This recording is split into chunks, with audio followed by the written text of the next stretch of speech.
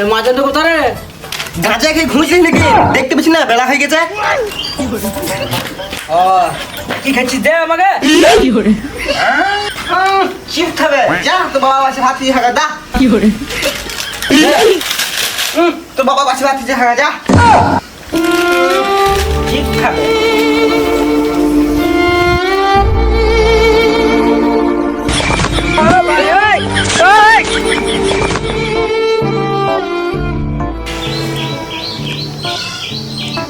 হাতে নুন হয় নাকি রে?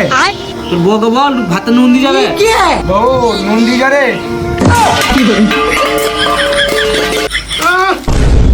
ঘরে বসে বসে খেতে পেয়েছি এইটাই অনেক। আবার বলছি নুন দেয় না। বাপ বেটা তো বসে বসে খেয়েছি, লজ্জা লাগে না?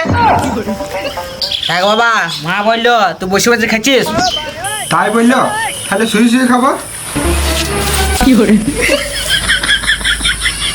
তোর বাপ বেটা দেখ কোনদিনও শুধরাবি না। लेकिन एक सेकंड, लेकिन ये साला कर क्या रहा है यहाँ? আরে বাবা, তোর বউকে তো শাসনও রাখতে পারি না, আমাকে ফেলিয়ে কেলাইছে। কি করবি বেটা, সবই তো লক্ষ্মী ভান্ডারের টাকা। আগে 1500 দিত, এখন অন্নপূর্ণা ভান্ডারের 3000 করে। ঠিক আছে বলেছে বাবা। জানো শুয়ে আরাম করবে।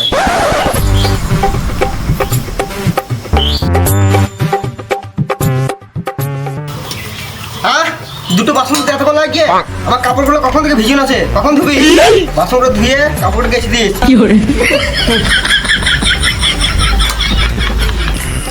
শালা সব ওই অন্নপূর্ণা ভান্ডারের টাকার জন্য হয়েছে, নাহলে আমাকে কি এত কষ্ট করতে হয়? তুই যা করছিস কর গা, আমি দুবেলা দু মুঠো খেতে বেঁচে এলো। ঠাকুমা যদি বেঁচে থাকতো তাহলে তোদের আর এক খেতে দেখে ঠাকুমা আবার একবার মরি। একে বিয়ে করে আমার জ্বালা হয়ে গেছে, মনে হচ্ছে টুটি টিপে মেরে দিই। কি বলছো? না না, এই কাপড় গোটা কাঁচা হয়ে গেছে। তোর পাশে বসো। চেয়ারটা দাও বসি। না, তোকে চেয়ারে বসতে হবে না, নিচেতে বস।